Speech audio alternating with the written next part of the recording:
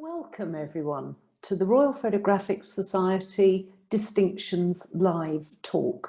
I'm Janet Haines and today I'm going to be talking with Robert Friel ARPS. In preparation for this talk with Robert, in chatting to him, I felt it was quite important to understand where he'd come from. So I discovered that what he was previously to doing the work that he now does is he considered himself to be a normal photographer that liked shooting landscapes and nature, and as he put it, he liked to shoot place. That was born out of loads of travel that he used to do, including going to Antarctica for a couple of trips. And on one of those trips, he took a delightful photograph of a penguin and some footsteps, which actually won him the acclaimed position of being the Wildlife Photographer of the Year in 2009. So he's obviously a pretty good photographer. And then he moved house and found himself in the doldrums. I think we all can identify with that. But he didn't know what to do to get inspiration to move himself on. He liked doing landscapes, and to his frustration, he was driving in a train every day going to London, seeing these glorious landscapes go by, but not having the time to go out and sit there and enjoy the landscape and do some meaningful work. Then the inspiration struck. He had a new project in mind. He'd take the scenes that he was seeing and he'd take them through the window of the train as he passed by. So that led on to what we know as Rob's ARPS panel, which he took with his camera phone. So Rob, welcome. Take us from there and tell us why you use the camera phone and how it's given you a new lease of life. Well, that's an interesting question. I will probably just a slight correction. I wasn't Wildlife Photographer of the Year, but I did get an image into the Wildlife Photographer of the Year, which for me was pretty much the same level of accolade amongst such great professionals. I think the camera phone came about because it was the camera I always had with me. I've never found a point and shoot camera that could sort of fit in the work bag with the laptop and everything else, or fit in a suit pocket to take pictures while I was out and about. And, you know, I was commuting in and out of London every day. We'd moved to where I live now in Buckinghamshire, going through the Chilterns on the train every day, looking at the world around me, thinking, well, you know, wouldn't I like to be out taking photos out there in the mist this morning or in the sunshine? So I as a regular reader of some of the photography magazines, I was sort of looking at, okay, what could I do with my phone? It says got a camera, it's getting better. I read Black and White Photography magazine quite a bit, and Tim Clinch in that has a column that's all about mobile photography. And I was looking at that and some of the other work that I was seeing around and thinking, you know, that this is an option. So I decided to start the train windows panel, and that it wasn't a panel, it was just a body of work, something to inspire me every day to try and do something a little bit different, just to take an image every day and put it up somewhere. I kind of chose Instagram for that.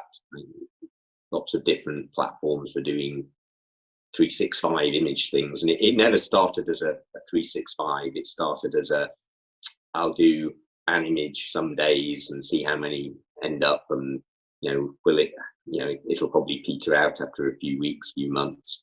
But it didn't, and it kept going, and I kept taking them and I kept posting them to Instagram, and they reflected how I felt, what the weather was like, whether there was a pretty stressful time at work with a big project that ran over sort of 3 years, so it was quite hard work, and those images kept coming. We'll talk about some of the functionality I found on the phone that allowed me to do the kind of things I wanted to do. so it started as a project that started keeping going, and I really started to find it enjoyable. So I kept doing it, and I just kept doing it, and it started to turn into a body of work. And it actually turned into a little book first. Some people probably used to doing these sort of little fold out books. In search of inspiration, been on a course with Eddie Effrons and Joseph Wright, making photo books, just simple fold out photo books, and seeing people's work presented like that, beautifully bound, fantastically produced little photo books, was really inspirational. And there was a lot of good photographers on that workshop, really good photographers, and it sort of turned into that book as a series of images. And it was probably a couple of years before I started to think, is there an A panel in this? I'm a member of, and now chair of Prince's Royal Photographic Society, and one of the members at the time there said, that's a really nice piece of work. Why don't you think about that? So I started to think about it as a body of work, and as something I could do something more with.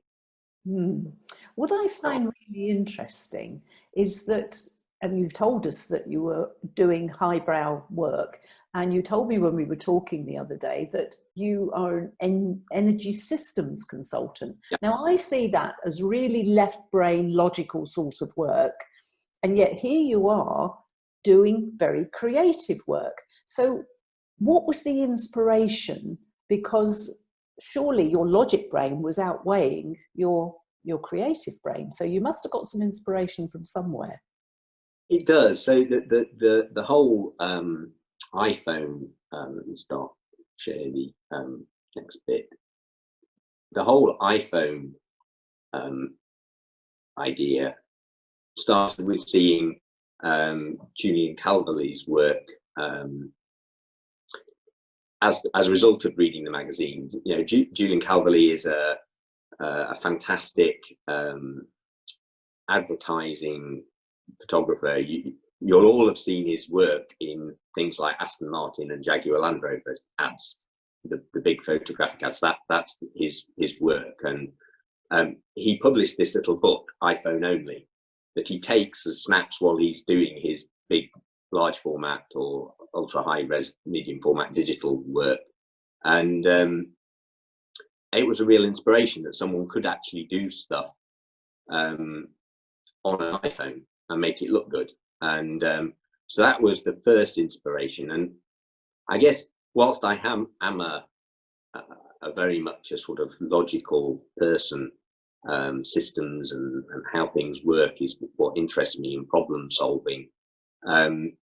My family is also that background, but they all seem to have creative outlets as well. My dad, who's a maths teacher, does wood turning. My granddad did the same thing, and he was a mining engineer. My mum dabbles in watercolour painting. So we all do a bit of that. So I'd seen that, and also over time, I think I'd started to see some more creative work. I always felt a bit frustrated that, I love traveling and I've been to lots of fantastic places, but you're kind of there for a day, and that's your one chance to get a photograph. Now, you're never going to get photographs that are as good as the people who live there get, because they get an affinity with somewhere. They're there in all weathers, in all lights. They see it, and they generate really emotionally rich photography. And I always kind of felt like I'd taken some really nice photographs, but they weren't anything really exceptional. I could turn my hand to creating something, pretty good, compared with a lot of people. But they were good, but they weren't really great. And I had found some other photographers while I was browsing all my sort of influences and things. One of the photographers, who's a sort of an American landscape photographer in the oeuvre of Ansel Adams or whatever, but more colour, is a great photographer called William Neal. And he takes fantastic traditional photographs, but he also has always had this series of things he calls impressions of light, and it's worth looking them up. But they're all ICM photography, and it was the first ICM photography I'd seen, and it goes back quite a long way into film days. I mean, this is one of his that I find really inspirational, in that there's detail in there as well as blur, but it's not a completely representational picture of the trees. It's very much an emotional picture rather than a representational one. And I'd started to become more interested in doing that kind of photography, you know, taking pictures of animals moving, you know, panning, where you start to introduce deliberate blur. It's not sharp, though. You're trying to convey something a little bit more about how you feel about a place than a picture of the place. And too much of my photography had probably been pictures of places. And my partner, Sarah, is very good at saying, stop taking other people's photographs and take your own. And it's a really pertinent, you know, stop trying to put your tripod in somebody else's tripod hold. And you can learn a lot from doing that, but at some point you have to try your own thing as well. And doing that, you know, is making mistakes or trying something different. So I'd also been hugely influenced by Felder Bailey's work as a photographer. It was just so different. It was ICM and multiple exposure. It's certainly not representational, and you know, I really love her work. I'm going on a workshop with her on bluebells. We had a great day talking about the taking, but also the afterwards, and the processing and the representation of it. And that made me actually start to do more of what I'd been starting to do, which was a bit more ICM type work, a bit more less representational.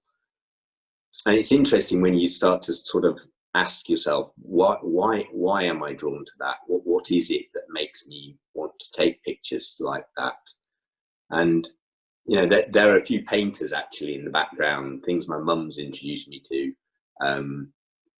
you know, which broadened that palette and horizon, that made me want to do something a bit more creative. Turner's watercolour sketches. I'm sure many of you will have seen them in the Tate. First time I saw them was at Petworth House in Sussex when I lived down there, and they just grabbed me because they're detailed, but they're also very loose and soft. They're very emotional, and they have that fantastic use of light he's famed for. But they're kind of a mix of the precision of the sort of huge pieces of work he was paid to do, and the more sort of abstract work that he did later in his life. And they really connected with me emotionally. There's a huge number, if I do it, that I sort of show. But you know, this is one of the ones that I find, you know, I really relate to. It's hills and mountains, which I love. But you know, it's got that colour of the sky in it, but it's all quite loose and emotive, and that I loved. And there was another exhibition of his work alongside that of Monet and Whistler at the Tate quite a few years ago now. And that was the first time I'd actually encountered Whistler's work, particularly these really dark ones, which are verging on the abstract. There's a little bit of the Felder Bailey type work in those, that the sort of highlights that have been brought out, and you're left working out the rest of what's going on, and they hold my attention longer, and they make me think a bit more about what I'm doing. So they were the kind of things that I was starting to think, well, you know, how do I do that? And learning a bit more about these sort of creative techniques led me to do some of my own, and they're nothing like as good. I mean, these were early attempts, but a wet day on the Solway that's grey and a bit damp and not particularly appealing, you know, that conveyed that far more to me than a straight sort of rainy day shot. But that's a multiple exposure with ICM all lobbed together, a bit of a crop, but I quite like that. It remains, it's not an exceptional picture, but it kind of shows my progression. And another wet, horrible day, I usually find myself out taking photographs on wet, horrible days. In Iceland, there's a fantastic sculpture on the seashore, on the seafront, up from the town centre of a Viking longboat in steel. But rather than a straight shot, I ended up that's my favourite shot of it. It kind of expresses more of my feeling of journeying and voyaging and uncertainty. And we have that on the wall at home.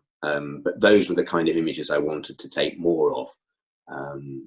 So that's kind of why I started. That was where I was going. That's why I was becoming more, I can never quite remember whether it's left brain or right brain, but right is the creative bit, and left is the logic. Left for logic. Mine get mixed up, and I end up with things.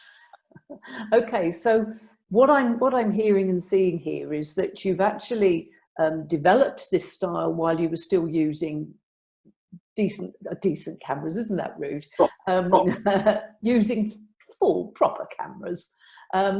So now that you have picked up the camera phone, one of the things that amazes me is most of us use our camera phones for something, but we take pretty bland stuff, or we take selfies and things like that. And the trick of it is really, as I understand it, we've got to really get into the apps. And using the apps is what's going to give us the opportunity to do work in sort of different styles in the way that you have and be more creative. So tell me more about those apps and which ones you chose and how you decided which ones you download. Yeah, so I was reading the column in Black and White Photography magazine, and that sort of steered me in a few directions. But I wanted, so you've got limited control in a way, or used to have limited control on a phone camera. Today, you could argue you're getting increased control on a phone camera in what you can do after the fact. The latest cameras allow you to control depth of field and things after the fact, let alone during the taking process. But so I found a couple of apps that really worked for me. The first is an app called Slow Shutter Cam, which is a long exposure app. So the apps, you access the camera on your phone and allow you to do things with them. So, when you get your phone, it has a standard camera app that they all have, where you bring your camera up and you get your picture, and they'll often have burst modes, they'll have portrait modes, they'll have light modes, they might have a depth of field mode these days. They might do long exposures these days as well. But they're also very often on the various app stores for the mobiles. Other photography applications that do either give you more control. I have at least two applications that give me the ability to sort of control exposure locations and focus points, and control my ISO, and do the things you would normally do on a big camera. And some that do long exposures now. But this is the one that I kind of picked up on quite early on, and I really like, because it allows me to do something I've never managed to be able to do using the inverted commas proper camera. Slow Shutter Cam seems to take, it creates a long exposure effect by taking a number of images over the time that you set, and you can vary the length of the time of the exposure. You can vary the degree of blurriness that it creates as a standard, from a sort of very blurred to not so blurred level. So it takes those images and it adds them together, processes them to create the long exposure blurred image. And then it allows you to do something really interesting with it. So the 4 pictures that I've shared show you, if you like, the garden in the house outside the window from a simple pan from one side of the image to the other. So the first and the last of those images are the beginning and end of the pan. The 2 in the middle, the first one in the middle is, if you like, the full blurred shot. What it would do, given its defaults, create a blurred mix of the images it's taken between the first image and the last one. The third image is the one that is really important and was a really important learning point, is that this freeze control that it has allows you to bring back a certain amount of the detail and as much of it as you want. To an extent, it's a bit hit and miss, but you play with that until you get some of the detail back. And that process allowed me to go from just sort of blurry pictures of going past the train window to things that started to have a bit more detail in it, that suddenly started to be a bit more interesting. And quite interesting when it came to the panel and I was sharing some of the images with mentors, if you like. Chris Palmer did a bit helping with me with mentoring. It was the really blurry images. He said, no, leave those out. The ones that have got a bit of detail in catch your eye a bit more. And they give you something to link into. And over time, as we'll see, that has become really, I think, important for me, is having a little bit. ICM that's really just blurs doesn't really work anything like as well as the sort of ICM multiple exposure photography, where you start to bring out some of the details in it to give you a more interesting effect, but something that people can still latch on to. And that's quite interesting. So slow shutter cam is stage 1 of the process for me. And it gives me a lot of creative control. I haven't worked out how to do that easily using the big camera and Photoshop. I'm sure you probably can, but remember, this takes me seconds to do. Take it, tweak the adjustment, save it. And you do the adjustment afterwards, so you can save various versions of it before you move on to whatever you want to do next. And you just save them down onto the camera. They're saved as JPEGs, and then you move on to process them, which is probably the next step to talk about. Okay, so you've got your pictures in various stages of blur, but you've now got to go into a different app to move it on. Okay, so all of these smartphones, there we go, have different processing apps like Photoshop, essentially. Use your photos folder to store the images, but there are a number of image processing apps on the phone. Everything from Lightroom and Photoshop to there's iColor is another one, but Snapseed, which is one of the old Nick pieces of software that Google bought. It's in fact why Google bought Nick, is my favorite one, and I love it. I started playing with it, and I'm kind of sorry, but I find it great. It's relatively simple, although it has an enormous number of tools in it. So that you open the photograph, and the first of those images essentially illustrates that when you open it, you have a number of presets along the bottom of the screen. So just above where it says Lux Tools and Export, there's a load of little thumbnails. Those are all presets, and you can save your own presets, which is an important thing to come back to. But in the tools, you have a whole range of processing tools. So tune image is a bit like your normal brightness, contrast. It has a few more other tools. You can kind of squeeze your histogram, and so it gives you all your ability to create a basic histogram, if you like, of data.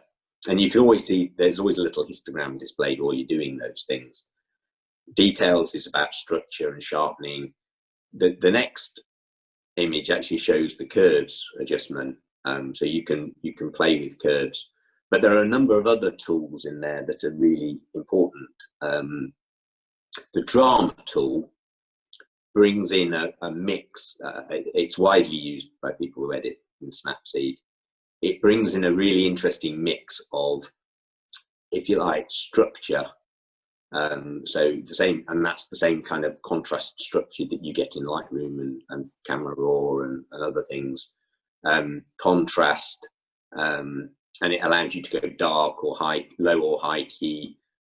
So I mean, depending on my mood when I was doing the train image landscapes, whether I would choose a high key or a low key tone.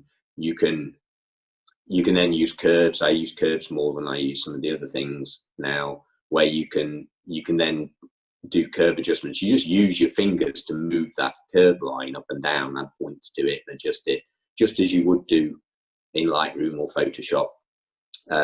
You can make your curves RGB. You can adjust red, green, and blue separately. You can adjust luminance like you would do if you did it in Photoshop with a luminance layer.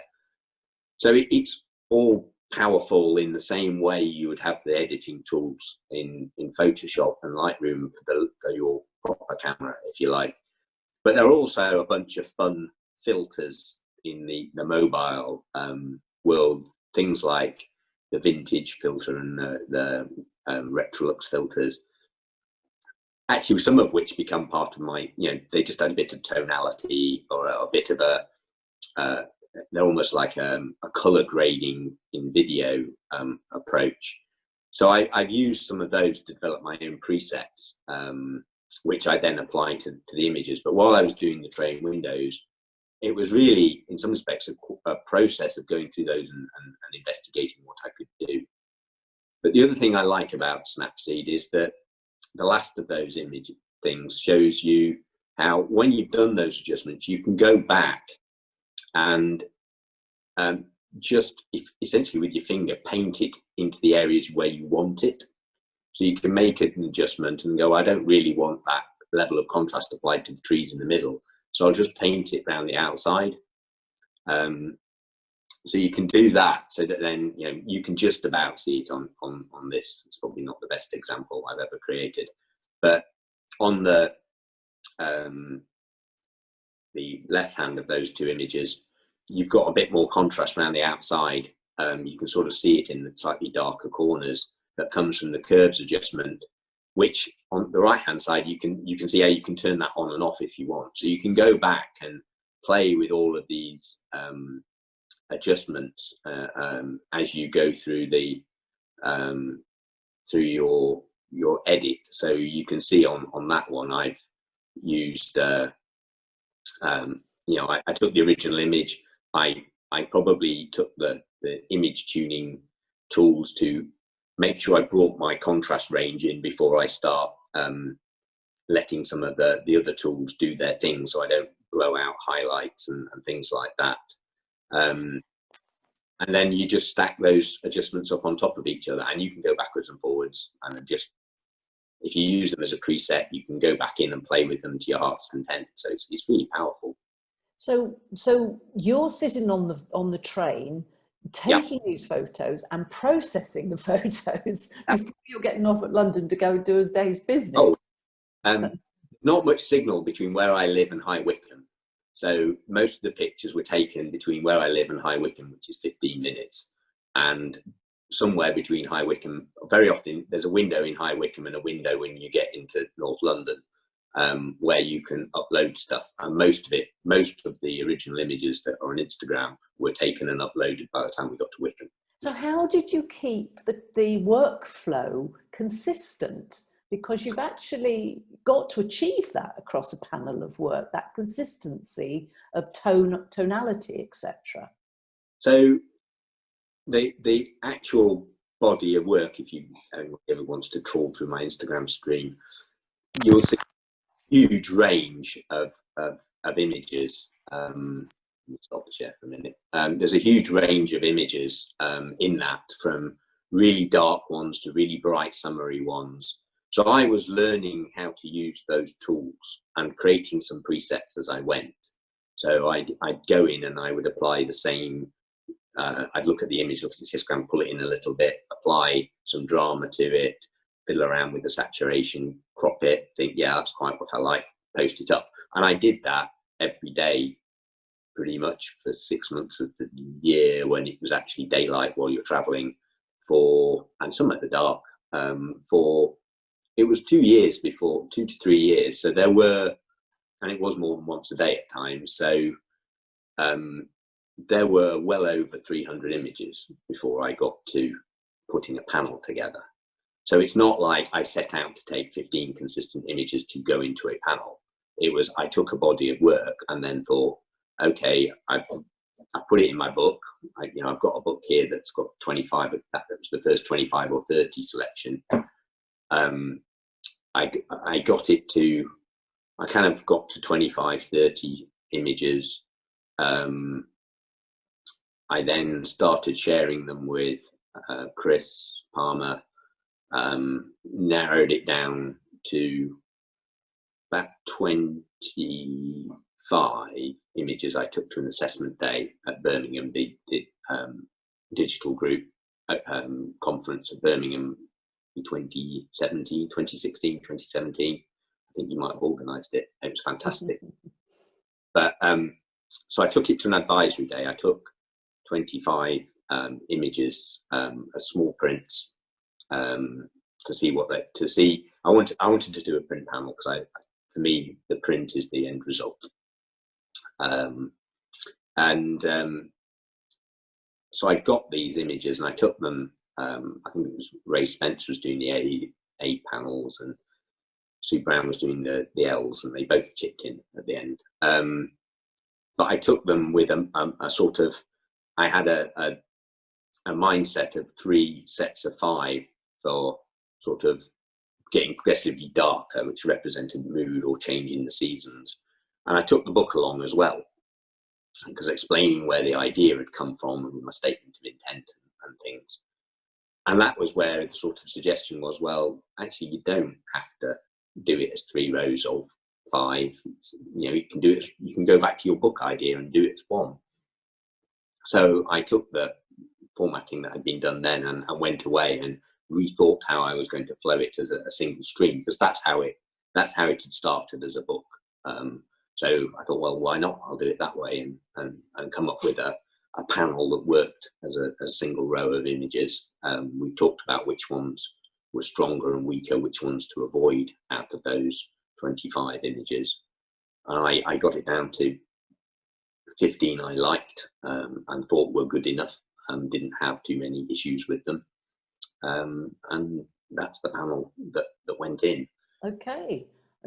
When we were chatting before, when we were getting to think about what we were going to explain tonight, you also mentioned some other apps, which was Image Blender and Roll World.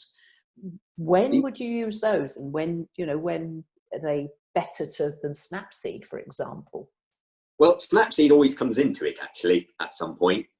They all go through that Snapseed process. So in Image Blender I really like. I don't use it as much as those, but actually what it allows me to do is take a sharper version of it. If I can't get the blend quite right in slow shutter, I will sometimes do a completely blurred and a somewhat sharper version and then blend them together.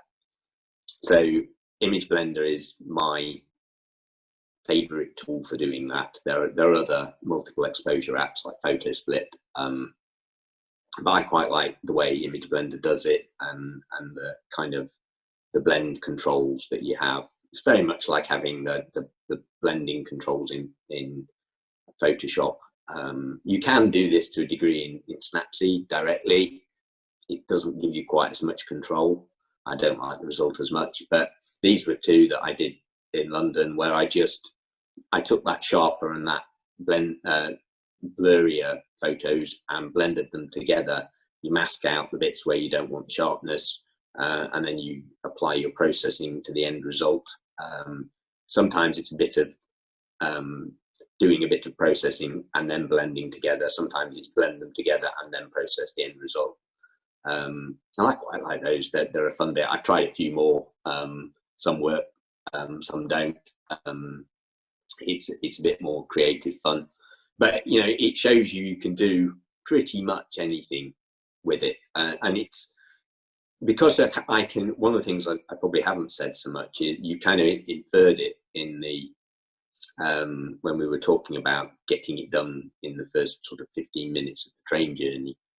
This is one of the big differences between how I use the mobile and how I use my sort of proper camera is that the proper camera images, they go onto the card, and if they come off the card and onto the computer, they'll probably sit there for 6 months before I go back in and edit what I don't like and do like. And I think many of us know that as a sort of good old technique for getting a bit of distance between you and the image you've taken.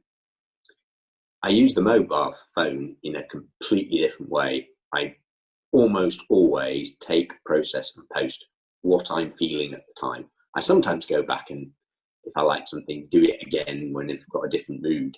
But that whole thing of doing it there and then is a really immediate thing, because I can do everything I can do at home on the big computer, if you like, on the screen in front of me, literally while I'm going to work, or sitting on the bus, or sitting on the train on the way home.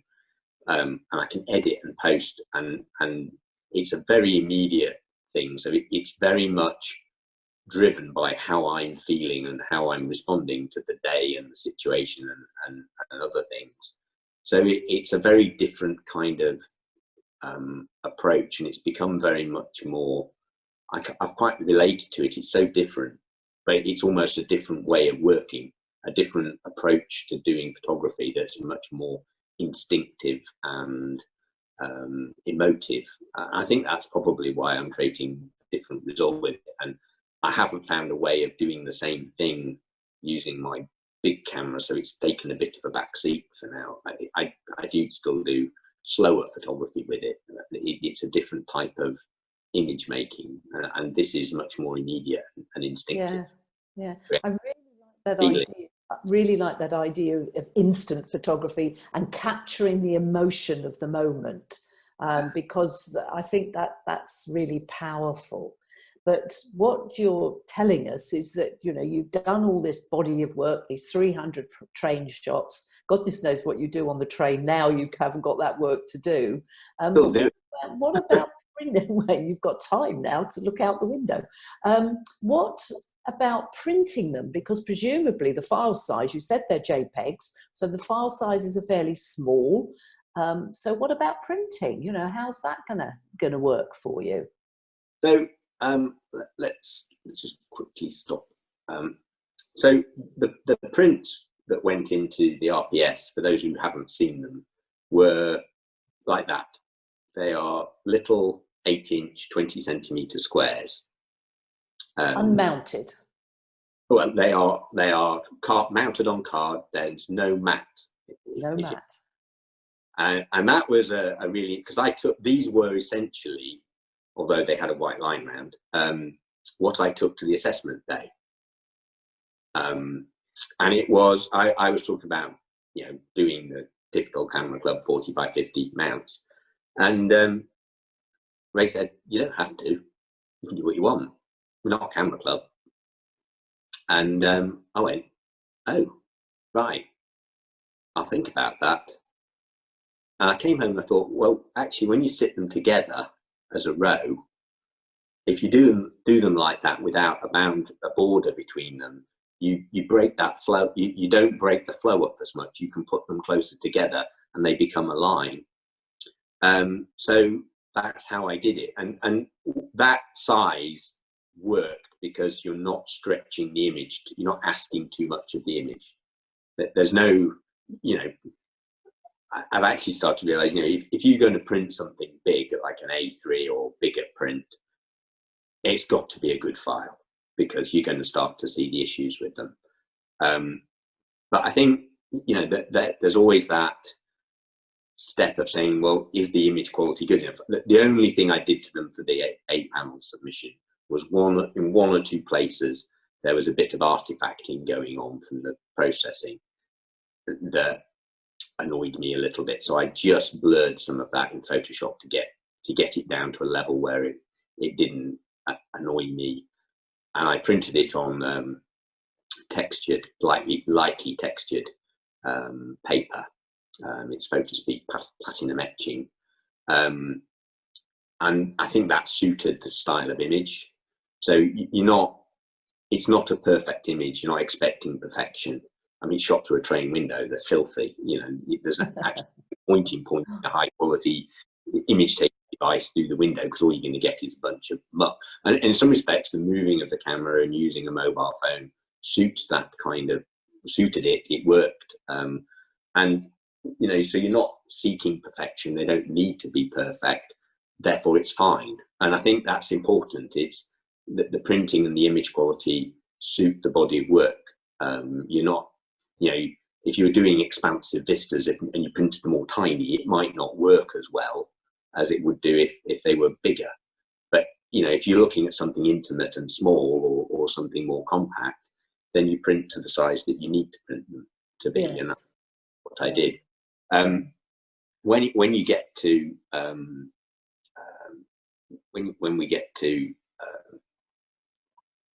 printing these things, let me just share this. So this is a much more recent picture, taken on a really foul day, walking across to a meeting on the south side of the river in London. And I was just walking along. There was a lady wandering along amongst the crowds in a red coat. And I just used slow shutter to take this image while I was walking. Grab shot, processed, and I allowed when I took all the colour out, I just painted that little bit back in with my finger. Now, you can see in that image, hopefully most people can see, that you're getting to quite a lot of artifacting in the top, in the sky, where you're pushing the boundaries. Now, in the print of that, I softened that somewhat. This is not in the panel, but, you know, when I've used this image for my own, I've softened that somewhat because it gets a bit annoying. It's a bit too like artifacting, but it's also like grain. So it doesn't really, you wouldn't want it in a perfect picture, but in this kind of imagery where it's deliberately not high quality, it's almost like a grainy black and white photograph. It doesn't hurt it. So that can easily print to A4. I mean, that's taken with a M1 camera, phone. So you get to more detail. You can easily go to A4 with these now. You could probably print that towards A3 because you're not relying on super fine detail. You're just getting something that's a good. Getting an impression, getting a feeling of it coming across. Before we get to the chat, show us a few more of your more recent work, what you've gone on to do since the train journey, because I do think some of those ones that we shared are really interesting. So I've just nip through them quickly for us and show us those. So I've started 2 little extra projects as I've gone on, using the same techniques and probably refined quite a bit. One, literally 500 yards down the road, I live in a little village. It has 3 old duck ponds, mill ponds, down through the 3 hamlets that connected in a long village. And it's been my lockdown project. It's called The Pond at the End of the Road. I go there not every day, but 3 or 4 times a week. I take a set of images and post a little set of 3 or 4 up. So that's that's autumn, the leaves are going yellow. I love the contrast, the reflections. It's not perfect reflection, but that's really nice. That's again slow shutter, Snapseed. This is a more abstract take of the same pond. It's not a big pond. It's maybe 40 or 50 yards by 30, 40. You can only take pictures from one side of it. it's interesting because the level of the water goes up and down, and you just have to kind of work with that. So, again, you can probably recognize that, but that's more winter, it's a bit colder. So there's been a whole series of images from that project, which is another ongoing set of work, which will probably keep me going for another 2 or 3 years. That's more this recent spring. You can start to see the reeds and everything coming back. And there's been another series of images, starting with the London Bridge one, that have gone on in London. This is a sort of multiple exposure slow shutter at looking towards the city from the South Bank. This was kind of inspired at the time by his Dark Materials series that was on BBC. When they started to do the city in the sky bits, and it kind of made me think about London in the clouds. And this was a stormy day, the storm clouds over the east with the city in front of it, and just had to play around with that. I've been doing a set of it's like another little body of work when I'm in the cities, just walking around. You can use the slow shutter thing to almost ghost people, to create a feeling of the city rather than being. So it's my version of street photography. It's not quite the same. This was Birmingham. This is I've been doing a lot of work on and off around more London Bridge, and these are sort of the Shard in the background and the black and white suit of that day. That's the same kind of, there's a tunnel and you get this sort of vertical canyon-like feel. This is called More London Lunchtime. It's all people dashing to and from their offices and the sandwich shops. So you get this kind of flavour of London at work. And this is probably my favourite one, because you've got those two elements of colour. This is again another lunchtime kind of workshop where people are going to and from business. There's dappled light and trees and a bit of detail, but not too much. And again, that slow shutter and Snapseed. That's all that's involved in producing that. I think that's an absolutely brilliant one, that last one. I really like that one. What I find really interesting is here we are, the distinctions department of the Royal Photographic Society, and we're talking about doing, or originally you've done your ARPS with a camera phone. It doesn't matter. What we need to say to people is it doesn't matter what device you use, it's the output that's really, really important. So the fact that you're achieving this on a camera phone, in your case an iPhone, is fairly irrelevant, except that some of the things that you are doing, you can't do on Photoshop and with a normal camera. So the challenge, Rob, is nobody has yet quite succeeded in getting a fellowship with camera phones. Are you going to be the first? Well, I'll see how the bodies of work come along. I mean, you've got to get to a point where you've got a cohesive set of 20, 21 images that work, that say something a bit different, fairly original. It's got to meet, as you say, it's not what it was taken on, it's does it meet the criteria. You're not going to tell somebody. I was slightly cheeky in my statement of intent when I did my A panel, and I said they were done on my mobile because I was traveling, and that was part of what it was designed to show. But if you were going to do the pond at the end of the road, you've just got to create 20 images that work together as a panel. And if that body of work generates something that I think represents me and is possibly good enough, then I might start thinking about doing that. It's more likely to come from that than it is from proper camera work, if you like. Are you still using your real camera? Hardly ever. I do. Interesting. I mean, we talked about this. I've been struggling with my back for a couple of years, and I find a big camera quite heavy to lug around. It's mostly the lenses. I've been looking at alternatives. I've got a little Olympus set, which work beautifully with some old Leica lenses I've got, but it doesn't do this. It has very basic multi exposure capability, and I can't get it to do what I want. The big camera, it's a 5D Mark III. It's great. It does what I want I don't need more than 20 megapixels for what I do. It prints to A3. The Wildlife Photographer of the Year image that was highly commended. You know, that was a 10 megapixel image from an original Canon 5D, and that was printed at a meter, and it sits on the kitchen wall at a meter size print, and that's fine. So, you know, do I need 60 megapixels? That doesn't really drive my creativity. So I'm kind of torn a bit. A lot of the new cameras seem to have a great deal of video functionality in them, which I just don't use. But the mobile phones, you know, that some of the new Samsungs and stuff, they've got, you know, massive zoom capability from multiple lenses. They've got really interesting capabilities of using those different lens. You know, they've got 3 or 4 cameras in the one device, and they can use that to not just take an image, but take that image and record an awful lot of data about distance and all the other things that allow you to do different things after you've taken the image.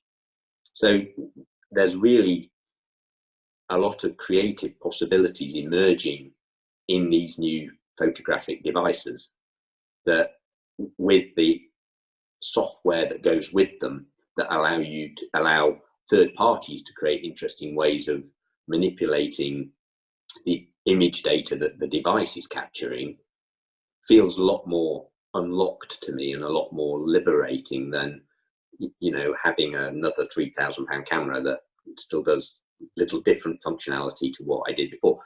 It doesn't mean that that's not a valid approach, and I love taking pictures when I'm on holiday. I'll go and stand and annoy my other half for several hours. I'll only be another 5 minutes, it says an hour later. Yeah, exactly. We all do that, don't we? So for the price of a really nice quality lens, we could buy an up-to-date iPhone or an up-to-date Android for more or less the same price, but we would have so much more than we do from one lens. That's the reality, isn't it? That's the reality starting to happen, I think, is that for the price of well, it's barely the, you know, even the expensive cameras are sort of expensive phones are £1,100 for £1,200 for the top of the range Apple expensive device. Yeah, that barely buys you a 24 to 105, and it's not even entry level money to the zoom lens categories, if you like.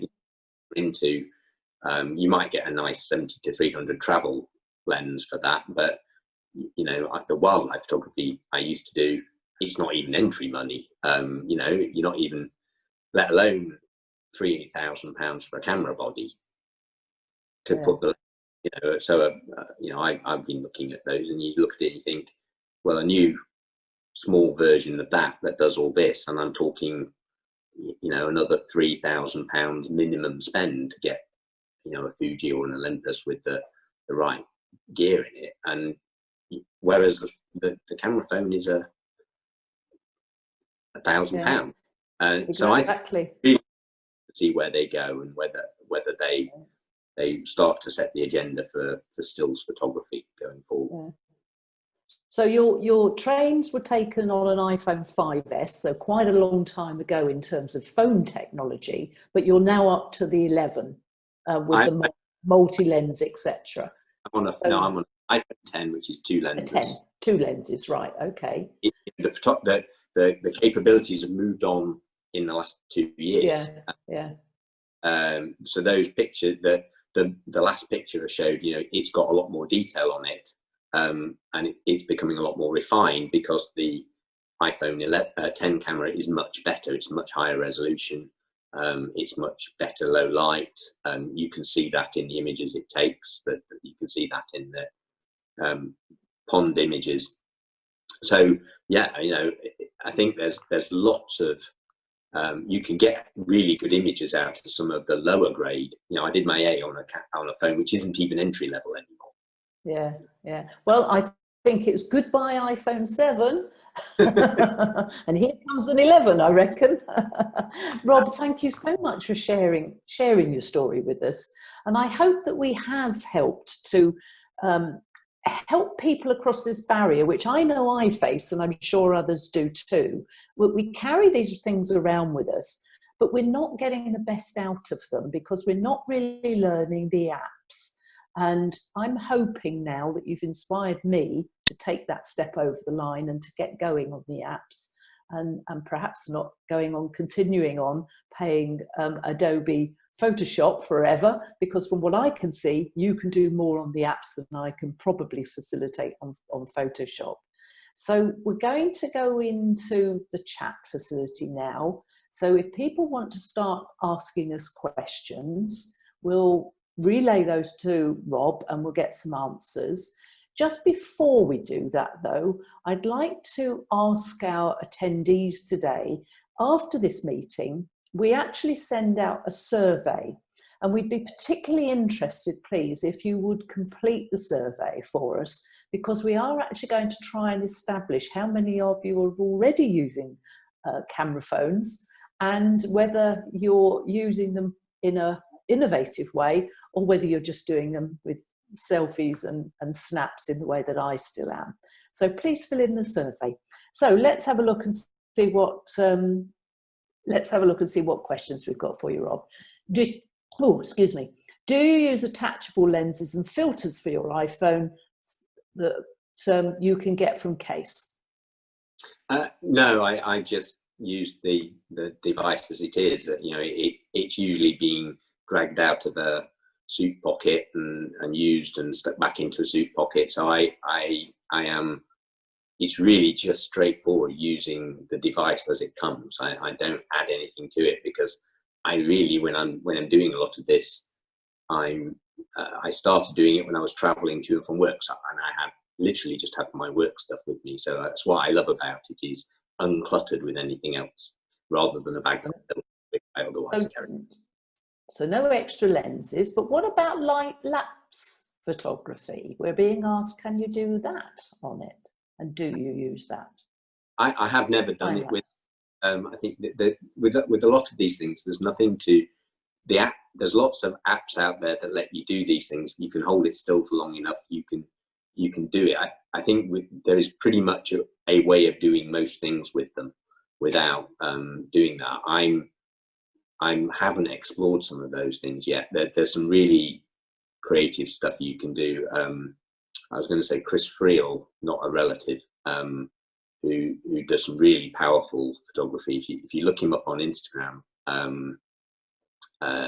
he's done some work and it's very emotional and it's quite dark. He's done some work recently where he's essentially distorting the images using other data, and that's he's doing that on his iPhone and on his using a piece of software on his iPad. So you can, there's all sorts of things you can do. There really are very few limits anymore to what you can do. You've just got to find the right bits of tools and off you go again. Okay, and a question about the apps. You have to buy the apps. They're not free, are they? They're not free. They're usually, they vary in price up to about £5.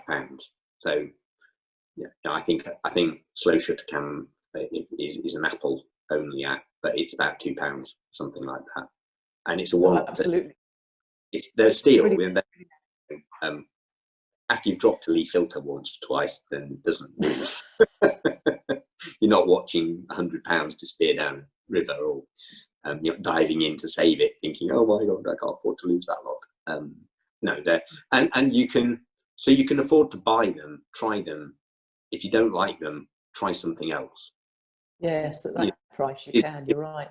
That mentality of just try it, have a go, create, and this is again, as you say, the right brain stuff. Create some. If it doesn't work, so what? Try something else. And I find that's what I love about the instantness of it. I'm not worrying about trying to create something perfect that's, is that right? There's no right. It's just whatever you create. And that's what I love about some of those other photographers, is it's have a go and see what you create and share it. And if people love it, great, go for it. But just do it for you. That's kind of what I would say, and that's what I like doing with Instagram, is create. That's what I use Instagram for: creating stuff, sharing it. You know, and it's just because I want to, and it's for me more than anyone else. That's good. That's good photography for yourself. I really, really endorse that one. There's a really good question here, not one I'd thought of, but I think it's really relevant. Do you have issues with the battery life on the phone? Not now. Things like the iPhone 10 and stuff, I've never really experienced battery life. The only time I ended up with battery life issues on my iPhone 5S was when it was 4 years old and the battery was pretty much dying. It does use battery when you're processing and doing stuff, but I generally don't find it uses that much. You know, I think if you do wander around all day with it, then it probably does start to drain the battery. But my iPhone 10 never gets down to 50% in a day's use. Would you consider not being an iPhone person and going over to a Samsung or another Android? As we've moved in this, I'm going to admit I am an Apple ecosystem, and the whole thing gels, and therefore I'm sort of stuck. I am slightly tempted. My other half's a Samsung user, and I'm slightly tempted that when she gets a new phone, getting one for her that has got a decent camera on, and then finding out what it does. But I'd never get hold of it. So there's actually an argument, as they get cheaper, for having if there was one that came out that did some really interesting photography stuff, I might be tempted to get a Samsung as well. That might be quite interesting at some point. So it's like having a backup camera. You'd have a backup Samsung. You know, there's Huawei ones. You know, there isn't. There's some really good phone based cameras out there now, and you know, there's different apps for different ones. So I would just say, you know, go out and find things that work for you and create your own stuff. And do something a bit different. You know, I'm looking around for different things, and so I can try and find different ways of doing stuff, because hey, it'll be interesting and fun. It keeps it fresh. So let's just recap. The reality is that we can do slow shutters cam app to do the slow shutters. So slow shutter cam is one app. Yeah. Snapseed, another one you recommend, because we're being asked to remind people what the apps are that you particularly liked. And that Image Blender was the one that gives you the multi-exposure type of thing. Yeah. And that you also mentioned Roll World, but I was a little bit unsure what that one does. Coordinates thing. The globy things and the twisty, swirly things. Yeah, they twist things round, and you can do some really interesting stuff to buildings with it. You can do some it does really interesting things to trees. And there's some great work out there on Instagram using it. So I play around with that a bit. It's a bit of fun, create something little bit different. And that really is a fun app, but there's some really good work on Instagram if you look around that's being done with. You can do the same thing in Photoshop with polar coordinates, I think. Yes, yeah. But there's some really good work out doing with trees. Yeah. Okay, so and you can print, you reckon, more or less up to A4 quite comfortably, with a little bit of care for, particularly for the later phones, you could probably get up to A4, yeah? The heading well north of 10 megapixels, you could probably go to A3 with the right paper and the right. Really? I tend to, I saw a question flick up, so I'll kind of answer it. I tend to import into Lightroom and then print, because Lightroom handles all my color management. So you can print off a phone directly, but because I'm printing to textured photographic papers and stuff, I bring it into Lightroom so I can handle all the color management with the papers, which you can't really do off a lot of the Epson printing app kind of deals with Epson papers, but in Lightroom I can do it onto whatever paper I want to. So I that my process is, when I'm happy with them, they get dropped onto the main computer, sucked into Lightroom, and then I can catalogue stuff and build things up and print way that. Not tending to print straight from the phone effectively. You are actually putting that into a workflow. Yeah, just because that's got colour management to it, I can look at it on the screen. I know the screen's colour managed. I know what I'm into when I do that. Excellent. Rob, I really enjoyed talking to you, so thank you very much indeed for this evening. I know, if you would just put up the next slides for us, please, that we've got some other interesting talks which the Distinctions Department have organised for us. So those will be on screen in a moment. Don't forget that if you're not a member of the Royal Photographic Society, then there is at the moment a 20% discount that we can offer you off the membership. That's well worth going for. So do have a little look on our website, www.rps.org, and you will find that the information about the discounting is on there. We've also got a new special offer for members. If they recommend a friend, then not only can the friend have the 20% discount, but they will also get 3 months free membership effectively. They'll extend your membership period for 3 months, so you get a little bit of a bonus as well. So refer a friend, it helps them get into the society and work towards their distinctions and build their journey, and it also means that you get an extension on your membership as well. So that's a pretty good deal there. So we look forward to the next talks, and we just say, Rob, thank you once again for telling us and making us think about using the phone in our pocket to get some super results just the same as yourself. And we look forward to seeing your fellowship. Bye for now. Thank you for having me.